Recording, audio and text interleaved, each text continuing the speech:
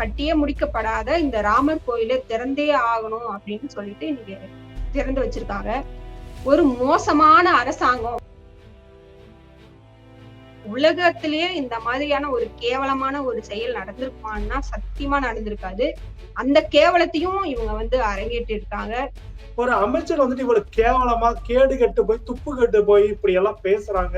அதிகாரத்துல இருக்கின்ற திமிர்ல இவங்க என்ன வேணாலும் வதந்திகளை கிடப்புவாங்க. தமிழ்நாட்டு மக்கள்கிட்ட குழப்பத்தை உண்டுவாங்க. அதாவது ஒரு அரிப்பு உங்களுக்குள்ள இருந்துட்டே இருக்கு. இடதுசாரி கட்சிகள் ஆளக்கூடிய மாநிலங்கள்ல இல்ல எதிர்கட்சிகள் ஆளக்கூடிய மாநிலங்கள்ல இந்த மாதிரி இந்துக்களுக்கு வழிபடுறது கூட உரிமை இல்லாத சூழலை உருவாக்குறாங்க அப்படின்னு ஒரு போலியான கட்டமைப்பை உருவாக்கி பிரச்சாரம் பண்ணுங்க. ஆர்.என். ரவி முதல்ல அவருடைய வேலை என்னமோ அதை மட்டும் பார்த்துட்டு இருக்கணும். ஆர்.என். ரவி அவர்கள் அவருடைய வேலையை செய்யாம அவர் மற்ற வேலைகளை பண்றது அரசியல் குழப்பங்களை ஏற்படுத்துறதுக்கும் தமிழ்நாடு அரசு இப்படி வெட்டியா ஒரு சம்பளத்தை கொடுத்துட்டு இருக்கணுமா? அந்த ஆளுநர் மாளிகையில் இருக்கக்கூடிய அதிகாரிகளுக்கு இவர் பண்ற வெட்டித்தனமான வேலைக்கு அங்க இருக்க அதிகாரிகளுக்கு இவ்வளவு வெட்டி சம்பளம் கொடுக்கணுமா? பிடிஆர் உடைச்சமா தங்கம் தென்னரசு அமைச்சர் அவர்களும் ஆளுநர் மாளிகையோட தில்லுமுல்களை உடைக்க ஆரம்பிச்சாதான் இதெல்லாம் சரிப்பட்டு வரும் தோழர். அயோத்தியில இன்று திறக்கப்பட்டிருக்கிற பாஜக RSS சங்கிகளுக்கான அயோத்தியா ராம வணிக வளாகம் திறக்கப்பட்டிருக்கிறது. இதை எப்படி பாக்குறீங்க? ஒட்டுமொத்த இந்துக்களுமே இதனால சந்தோஷப்பட்டு இருக்காங்க அப்படின்ற மாதிரியான ஒரு கட்டமைப்பை வலதுசாரிகள் பயன்படுத்துறாங்களே, இதெல்லாம் எப்படி பாக்குறீங்க? கடந்த 10 ஆண்டுகள்ல நம்ம எத்தனையோ மோசமான நாட்களை, கருப்பு நாட்களை பார்த்திருப்போம். இந்த பாஜக அரசு ஆட்சியில வந்ததுல இருந்து பல பல கருப்பு நாட்களை பார்த்திருப்போம்.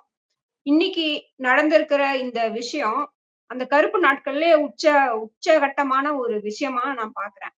ஏன்னா மத சிறுபான்மையினரோட ஒரு வழிபாட்டு இடத்தை இடிச்சு அதுல எங்களோட கோயில்ல கட்டுவோம் அப்படின்னு வம்படியா கட்டி அதை திறப்பு விழா கொண்டாடி இந்த நாட்டுக்கு நாங்க இந்து நாடு அப்படின்னு அறிவிக்கிறோம் அப்படின்ற அறிவிக்கிறது, மதசார்பின்மையான ஒரு நாட்டை மதம் சார்ந்த ஒரு நாடா மாத்தி இன்னைக்கு முன் வச்சிருக்காங்க அப்படிங்கிறது அரசியலமைப்பு வகையிலயும் சரி, சாதாரணமா ஒரு ஜனநாயகத்தை விரும்புற குடிமக்கள் அப்படிங்கிற வகையிலும் சரி, இது ஒரு கருப்பு தினமா தான் நான் பாக்குறேன்.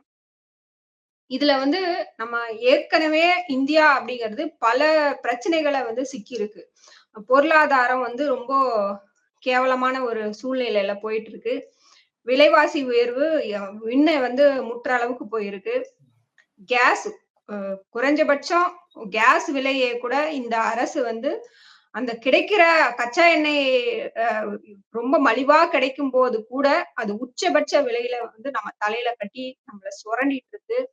ஒரு பக்கம் அதானி அம்பானி மாதிரியான பணக்காரர்கள் அவங்க பணக்காரர் வரிசையில முன்னேறிக்கிட்டே இருக்காங்க. இன்னொரு பக்கம் ஏழைகள் மீண்டும் மீண்டும் ஏழைகள் ஆயிட்டே இருக்காங்க. வறுமை நிலைக்கு போயிட்டு இருக்காங்க.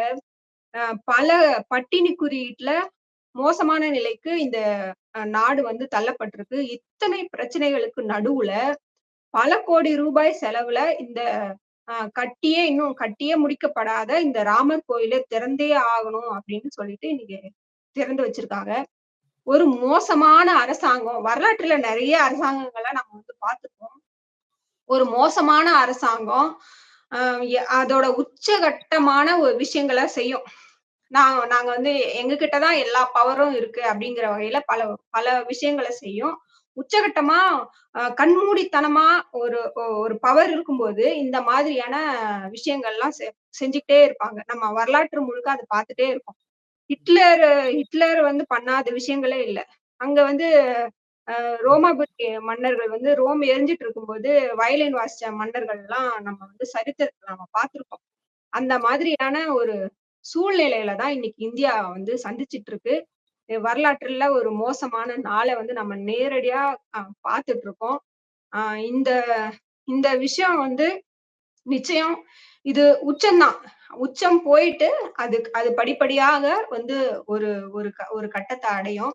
ஆனா அந்த கட்டத்தை நம்ம எப்படி கடக்க போறோம் அப்படிங்கறதா நினைச்சா ரொம்ப பயமா இருக்கு. இன்னைக்கு சிறுபான்மை மக்கள் நிச்சயம் ரொம்ப மன உளைச்சலுக்கு ஆளாகி இருப்பாங்க. நம்மளோட நம்ம ஏற்கனவே 10 வருஷத்துல பல கொடுமைகளை அனுபவிச்சிட்டோம். இன்னைக்கு உச்சபட்சமா இன்னைக்கு நம்மளோட வழிபாட்டு இடத்தை இடிச்சிட்டு இன்னைக்கு ஒரு வழிபாட்டு இடத்த தொறந்து வச்சிருக்காங்க. இனிமே என்ன நடக்க போகுதோ அப்படிங்கிற ஒரு பயம், பதற்றம் அந்த மக்கள்கிட்டயே இருக்கும். நம்ம வந்து ஜனநாயகத்தை விரும்பக்கூடிய நம்ம வந்து என்ன சொல்ல விரும்புறோம் அப்படின்னா, நிச்சயம் நாங்க உங்களோட கூட இருப்போம். அ உங்களோட உங்கள வந்து எந்த ஒரு கட்டத்திலயும் உங்களை பாதுகாப்போம். உங்க உரிமைகளுக்காக குரல் கொடுப்போம். ஏன்னா, இது வந்து ஜனநாயகத்தை விரும்பக்கூடிய எந்த ஒரு மனிதர்களுமே இதை வந்து சகிச்சுக்க மாட்டாங்க. இந்த மாதிரியான ஒரு மோசடித்தனத்த, இந்த மாரி ஒரு கீழ்மையான செயல வந்து சகிச்சுக்க மாட்டாங்க. அப்படிங்கிறத நம்ம வந்து பார்க்குறோம். இந்த பாஜக அரசு இன்னைக்கு வந்து பள்ளிகளுக்கு விடுமுறை விட்டிருக்கு. அ மருத்துவமனைகளுக்கு யாராவது எந்த காலகட்டத்திலயும் சரி, எப்படியான இக்கட்டான காலகட்டத்திலும் சரி, மருத்துவமனைகள் என்னைக்குமே வந்து விடுமுறை அளிக்கப்படாது. உலகத்திலேயே இந்த மாதிரியான ஒரு கேவலமான ஒரு செயல் நடந்திருக்குமான்னா, சத்தியமா நடந்திருக்காது. அந்த கேவலத்தையும் இவங்க வந்து அரங்கேற்றிருக்காங்க. இதுல வந்து தமிழ்நாட்ல ராமர் கோயில் திறப்ப வந்து கொண்டாடல அப்படின்னு சொல்லிட்டு நிதியமைச்சர் நிர்மலா சீதாராமன்ல இருந்து, இங்க ஆளுநரா இருக்கிற ஆர்எஸ்எஸ் ஏஜென்ட் ஆளுநர் ஆர்.என். ரவி வரைக்கும் பல புலம்பல்கள நம்ம பார்க்கிறோம்.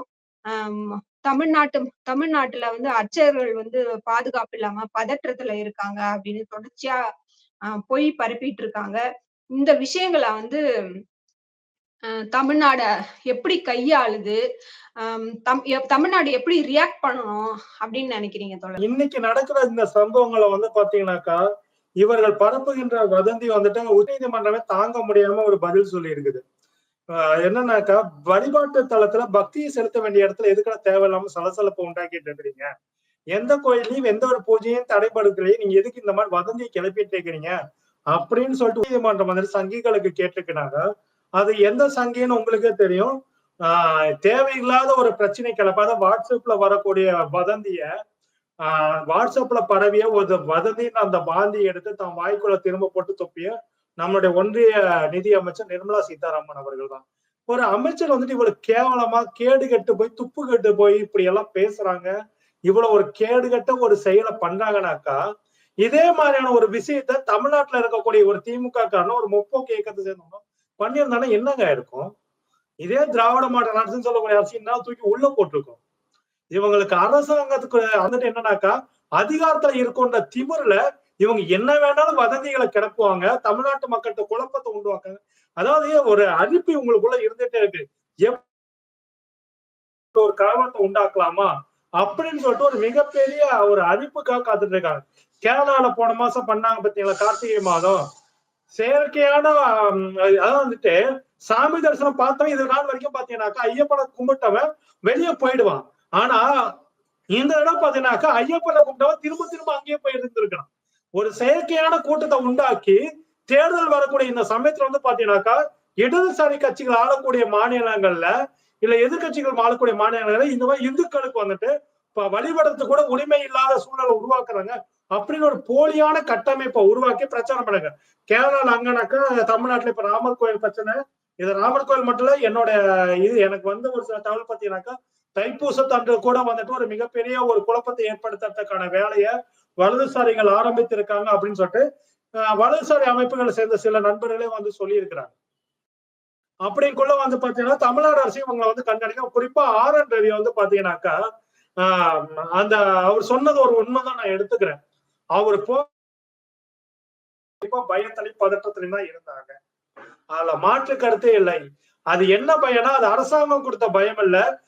பாஜகவினரும் ஆர்எஸ்எஸ் சங்கிகளும் வரும்போது மக்களை நேசிக்கக்கூடிய பார்ப்பனர்களும் சில பேர் இருப்பாங்க, கொஞ்சம் நல்லவங்க இருப்பாங்க இல்லைங்களா? அவங்களுக்கெல்லாம் என்னன்னா ஐயோ இவனுங்க வந்துட்டாலும் என்ன ஒரு மத கலவரத்தை ஏற்படுத்துவானுங்களோ, மக்கள்கிட்ட என்ன மாதிரி விசமத்தனத்தை பரப்புவானுன்ற ஒரு பதட்டமும் பயமும் அவங்களுக்குள்ள வந்து இவங்களை முதல்ல நடைய கட்ட வச்சா போதும்டா அப்படின்ற ஒரு எண்ணத்துலதான் பண்ணியிருக்கிறாங்க. அந்த ஒரு பதட்டம் தான் இருந்திருக்குமே தவிர அரசாங்கம் வந்துட்டு அவங்களுக்கு வந்துட்டு ஒரு பதட்டத்தான சூழலையோ அவங்களுக்குள்ள பயத்தை வச்சதோ வந்துட்டு மாதிரி எல்லாம் இல்ல. ஆர்.என். ரவி வந்துட்டு முதல்ல வந்துட்டு அவருடைய வேலை என்னமோ அதை மட்டும் பார்த்துட்டு இருக்கணும். உங்களுடைய வேலை வந்துட்டு ஒட்டுமொத்த மக்களுக்கான பாதுகாப்பு கொடுக்கிற பாதுகாப்புகள் சரியா இருக்கான்னு சொல்லிட்டு ஜஸ்ட் சூப்பர்வைசிங் பண்ணீங்கன்னா அந்த வேலையை மட்டும் தான் நீங்க பண்ணிட்டு இருக்கணும்.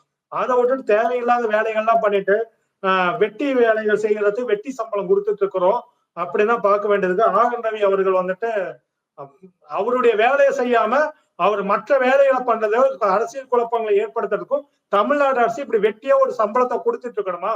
அந்த ஆளுநர் மாளிகையில் இருக்கக்கூடிய அதிகாரிகளுக்கு இவர் பண்ற வெட்டித்தனமான வேலைக்கு அங்க இருக்க அதிகாரிகளுக்கு இவ்வளவு வெட்டி சம்பளம் கொடுக்கணுமா அப்படின்னு ஒரு கேள்வி எடுக்கணும். ஒரு 3 மாசத்துக்கு எல்லாத்துக்கும் சம்பளத்தை கட் பண்ணுங்க, அவங்களோட பேட்டாவை கட் பண்ணுங்க. அப்படி இவங்களுடைய கொழுப்பெல்லாம் அடங்கி போயிடும். ஆனந்த் ரவிக்கு இந்த நோட்ஸ் எடுத்து கொடுக்கறவன் இங்க என்ன மாதிரி அரசியல் பேசணும்னு நினைக்கிறவங்களோட கொழுப்பெல்லாம் அடங்கணும்னாக்கா இதுதான் பண்ணணும்.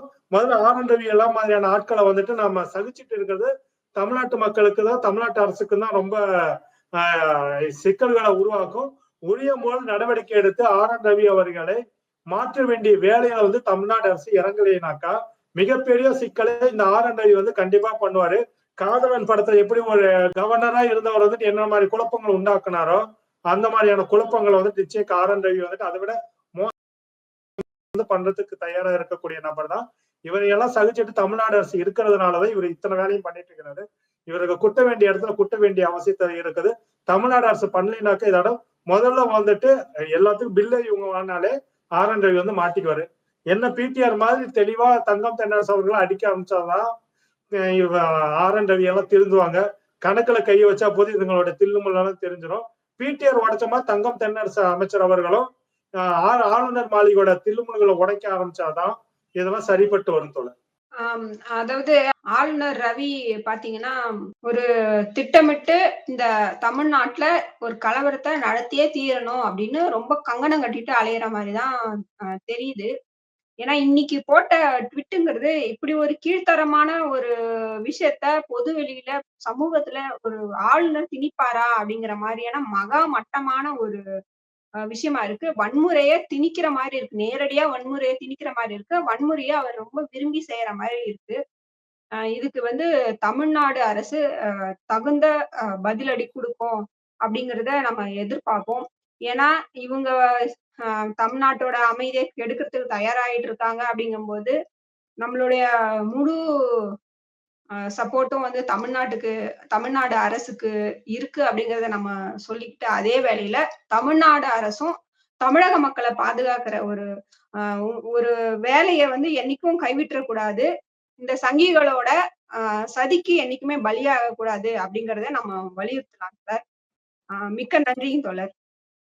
நன்றி தோழர். மோடி தூக்கி கொடுத்தா அந்த கோயிலுக்கு நான் ஏன் வரணும்னு கேட்கிறாரு. அது பின்னாடி அரசு இதான், நீ சூத்திர பையன் உள்ள வராதே, நான் பார்ப்பேன், நான் தான் சாமியை தொட முடியும் தான்.